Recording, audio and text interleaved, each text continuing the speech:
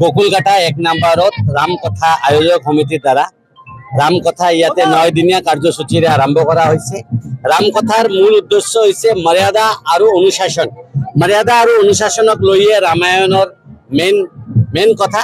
এইখন কথাক আমি মনত ৰাখি হিন্দু সনাতনী সংস্কাৰ হিচাপত আমাৰ মৰ্যাদা পুৰুষোত্তম শ্ৰী শ্ৰী ৰামচন্দ্ৰৰ দেৱৰ যি বাণী আছে এইটো আমি আমাৰ হিন্দু সনাতনী সমাজৰ মাজত প্ৰতিফলিত কৰি প্ৰতিজন হিন্দু সনাতনী ৰাইজে যাতে এই 9 দিনীয়া কাৰ্যক্ৰমত ধৰ্মৰ লাভ লৈ আগন্তুক দিনবিলাকত আমাৰ যি তাৰমানে নতুন প্ৰজন্ম আছে সিহঁতক হিন্দু সনাতনী সংস্কাৰটো দি যাব পাৰে।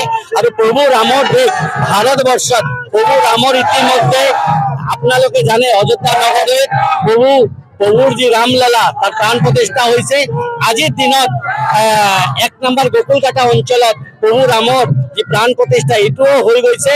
আৰু অনাগত দিনত অনাদিৰ পৰা যি আমাৰ হিন্দু সনাতনী সংস্কাৰ চলি আছে আগন্তুক আদি অনাদিলৈকে হিন্দু সনাতনী সংস্কাৰ চলি থাকিব বুলি আমি আশা কৰিছো। ধন্যবাদ।